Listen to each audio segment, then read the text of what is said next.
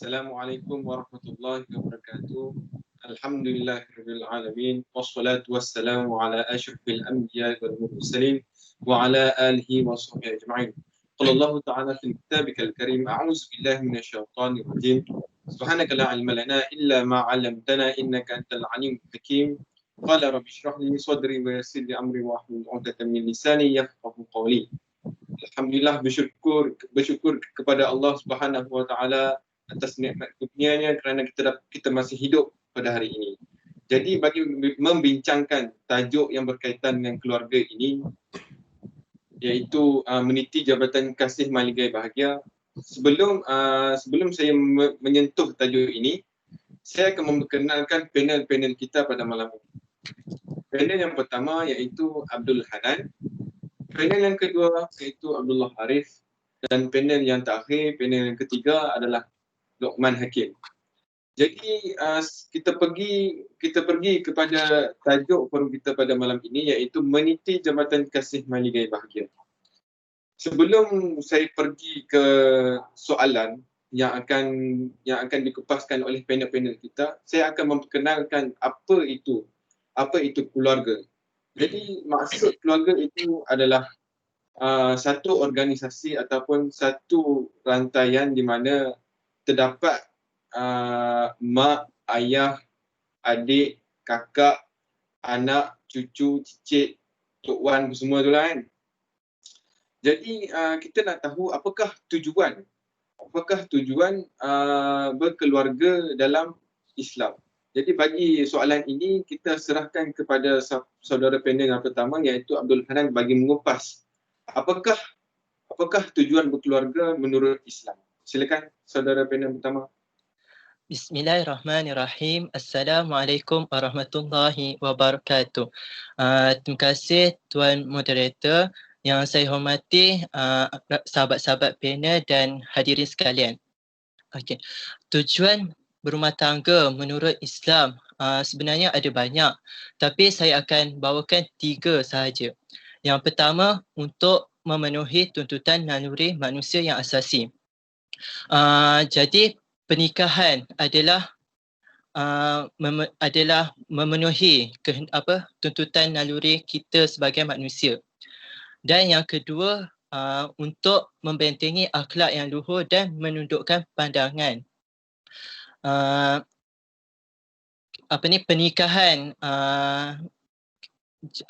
Pernikahan yang kita lakukan dapat membentengi akhlak yang luhur dan menundukkan pandangan kita.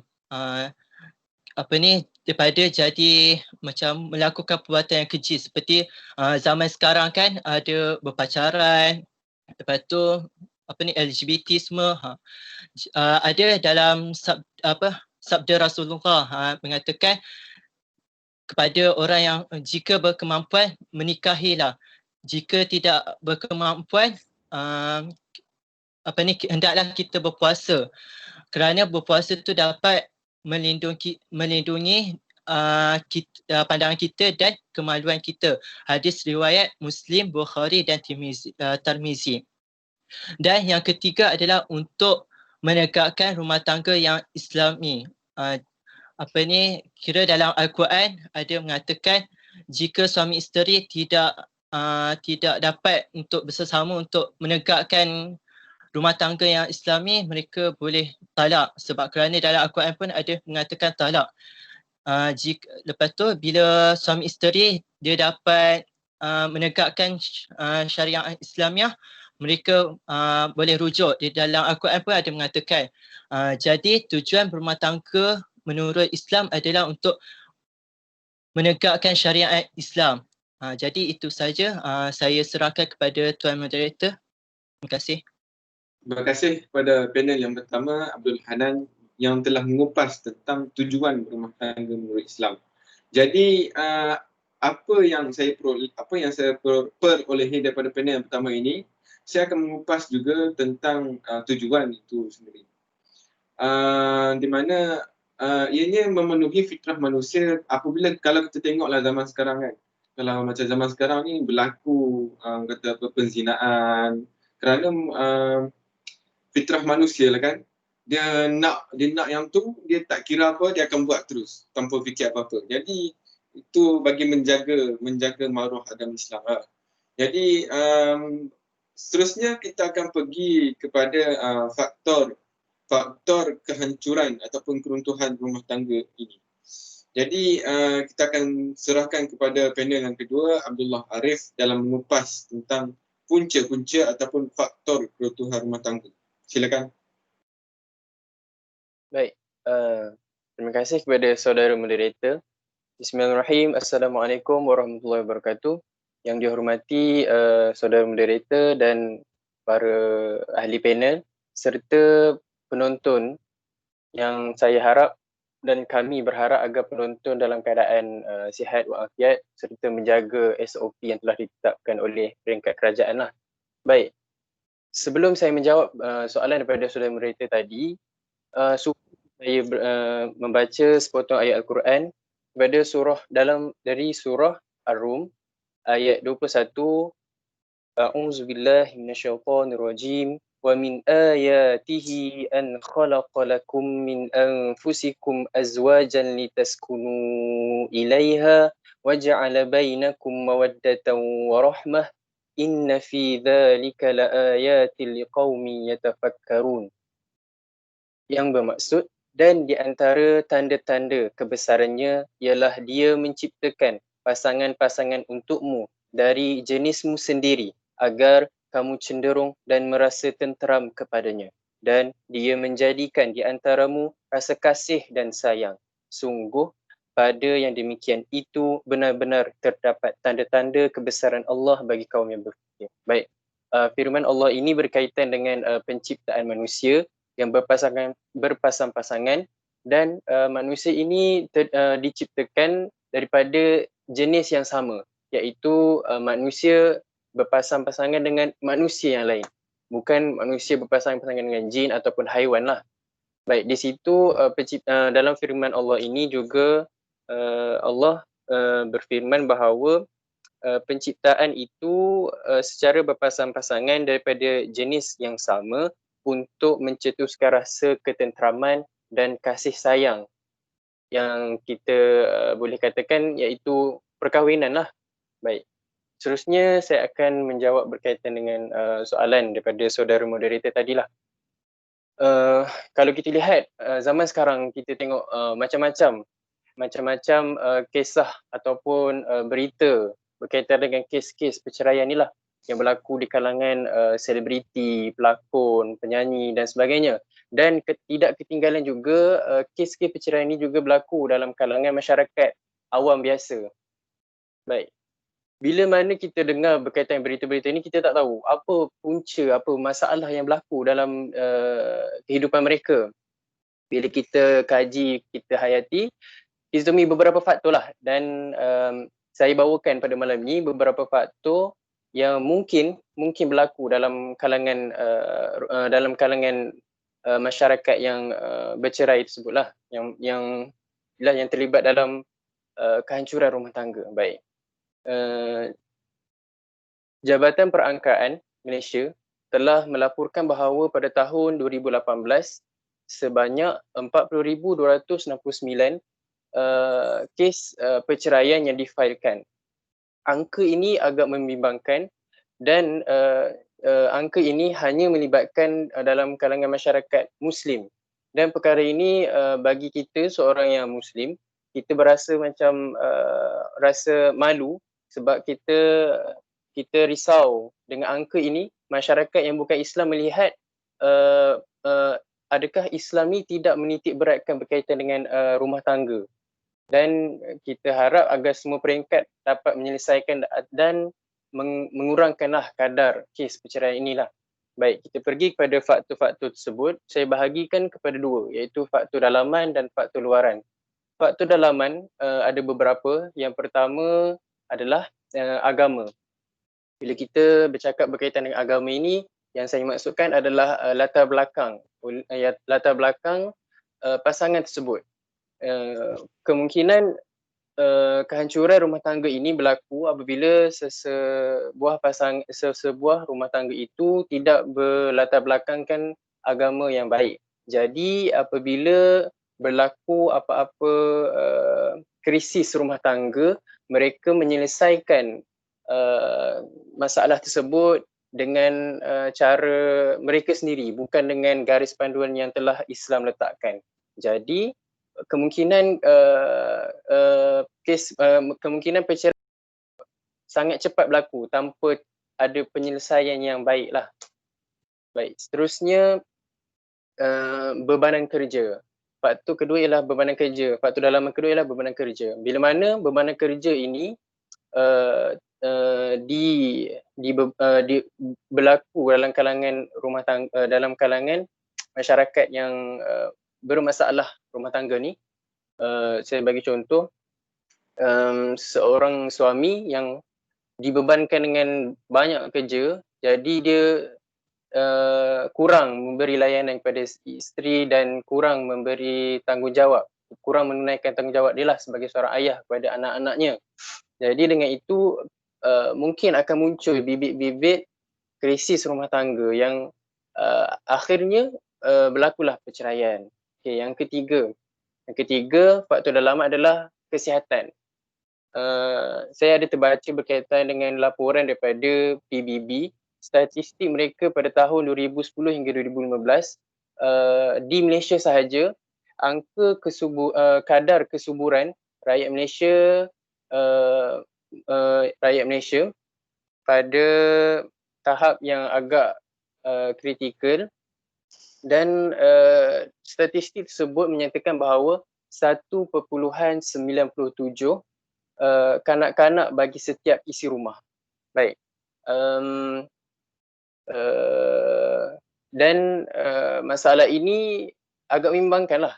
Dan bila mana berlakunya masalah kesuburan, perkara ini juga mungkin menjadi faktor kepada kehancuran rumah tangga. Bila seorang suami ataupun seorang isteri itu mempunyai masalah rumah tangga, mungkin seorang isteri ataupun suami itu dia berasa kurang selesa lah dengan keadaan tersebut. Okey, seterusnya kita beralih kepada faktor luaran. Faktor luaran yang pertama adalah mungkin punca kehancuran rumah tangga ni berpunca daripada orang ketiga. Orang ketiga ni umum lah. Mungkin ahli keluarga, mungkin kawan-kawan, mungkin kita boleh katakan apa? Skandal ke kan? Bila mana benda-benda macam ni dia menyebabkan kehancuran rumah tangga tu berlaku dengan cepat. Okey. Seterusnya yang kedua, faktor luaran yang kedua adalah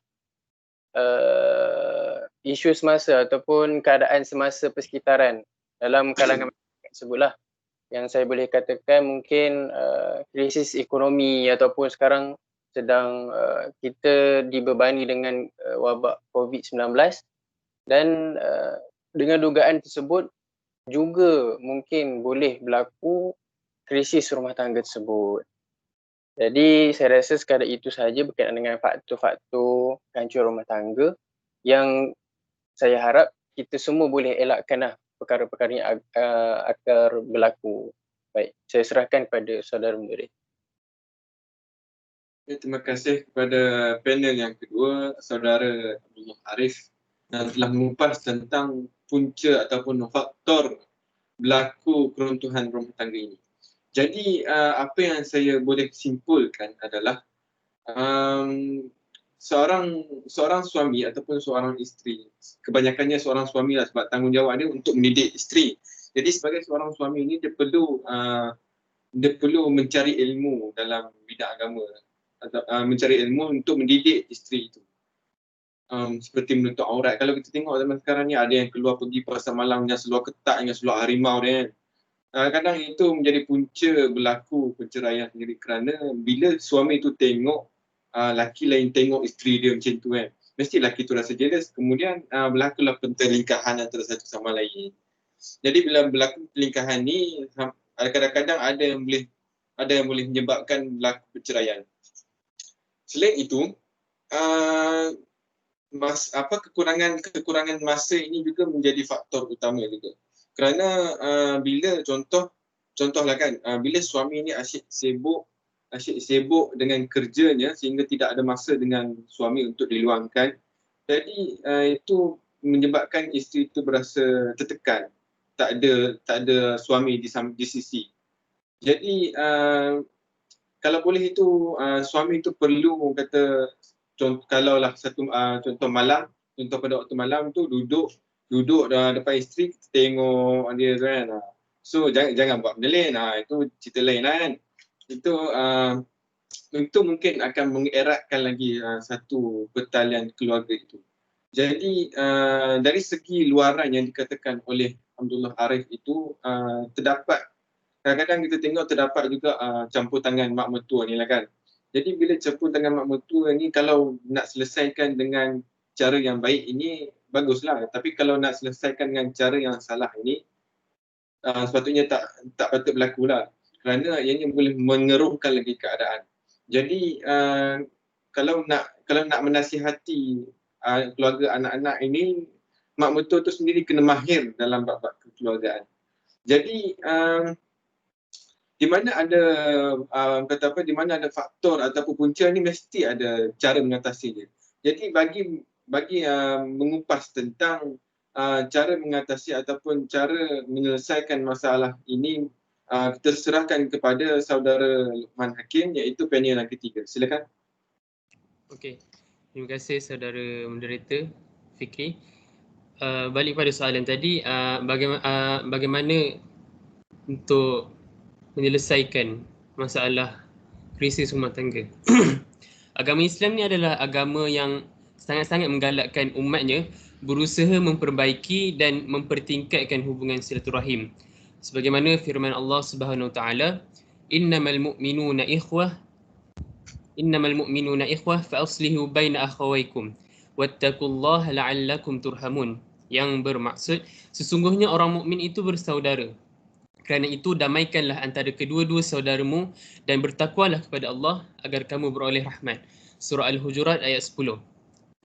Setiap individu ini dia tidak akan boleh lari daripada masalah kecil maupun masalah itu besar.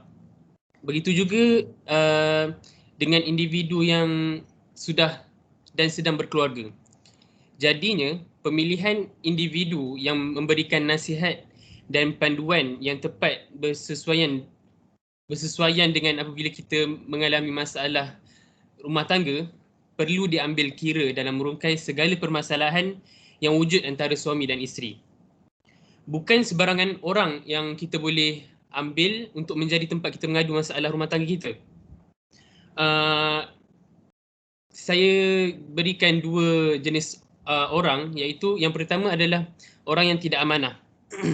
Bila kita mengadu kepada orang yang tidak amanah, boleh jadi apa yang kita kongsikan masalah rumah tangga kita kepada dia akan sebarkan kepada orang lain kerana dia memiliki sifat yang tidak amanah. Yang kedua adalah dia tidak memiliki sifat adil. Bila dia tidak memiliki sifat adil, dia akan memberi respon kepada orang yang mengadu kepada dia menggunakan emosi, respon yang dipengaruhi oleh emosi. Dan ada kemungkinan juga orang itu akan menjadi penghasut dan dia akan mengusutkan lagi masalah rumah tangga. Jadi di sini saya akan berikan dua cara untuk kita selesaikan masalah ini. Yang pertama adalah kita perlulah berjumpa dengan individu yang arif tentang perihal rumah tangga. Ilmu Allah ni sangat luas dan ilmu Allah ni dia mencakupi pelbagai bidang, termasuklah bidang ibadat, kewangan, muamalat, sosial dan lain-lain. Namun untuk kita mendapat keredaan Allah Subhanahu Wa Taala, manusia itu mestilah mempunyai ilmu yang hanya diredai oleh Allah, yang tidak bertentangan dengan dasar syariah. Saya ingin memberikan satu hadis, sebuah hadis daripada Nabi Muhammad SAW yang bermaksud lenyap ilmu itu kerana lupa dan tersia-sianya ilmu itu apabila yang membahaskannya bukan ahlinya. Maksudnya di sini apabila ilmu itu dibahaskan oleh yang bukan ahli, ilmu itu hanya sia-sia. Oleh yang demikian, sebaik-baiknya kita mestilah berusaha untuk merujuk kepada mereka yang mahir seperti pihak Jabatan Agama Islam, kaunselor bertauliah dan juga mereka yang lebih berusia dan berpengalaman dalam hal ehwal rumah tangga. Yang kedua, kita perlulah saya cadangkan, yang kedua kita perlulah merujuk kepada dengan ahli keluarga yang terdekat yang memiliki kematangan. Ahli keluarga yang terdekat di sini saya berikan contoh seperti yang paling dekat adalah ibu bapa kita lah, kerana dia lebih matang dalam rumah tangga, dan ibu bapa ni menjadi tanggungjawab untuk mereka menyokong dan membantu anak-anak mereka dengan menangani situasi krisis rumah tangga ini dengan penuh bijaksana dan dengan penuh cermat. Ibu bapa pasangan ni, pasangan rujuk ni haruslah mengambil dan membuat keputusan yang bijak serta setelah memikirkan semua aspek kehidupan. Elakkan juga ibu bapa ni untuk menjadi penghasut atau mengajar anak mereka melakukan satu tindakan yang tidak wajar, seperti mengajar anak mereka melarikan diri dari rumah dengan alasan yang tidak munasabah, tanpa lagi satu dah lari daripada rumah, lepas tu tak dapat restu daripada suami. Dan yang terakhir yang saya boleh bagi, orang yang boleh kita rujuk kat sini apabila kita ada masalah keluarga adalah kawan-kawan yang mampu mendamaikan situasi yang dialami. Pujangga pernah berkata, persahabatan yang tidak jujur umpama buih di lautan. Okey, maksudnya sini mencari kawan sejati bukanlah mudah. Ramai yang bersama, ramai yang bila kita ada masalah, kawan-kawan ni macam nak cakap, bila susah je ramai ada kawan-kawan yang datang kat kita. Siapa kawan-kawan yang datang kat kita? Di sini maksudnya kita kena hargailah kawan-kawan yang boleh bila kita ada masalah, dia sama-sama datang, dia sama-sama harungi bersama-sama. Lepas tu bila kita ada masalah, dia yang tolong bangkitkan semangat kita. Jadi bila kita ada masalah keluarga, dia boleh tolong. Jadi di sini kawan adalah salah satu tempat yang kita boleh mengadu masalah rumah tangga kita. Sekiranya dia tidak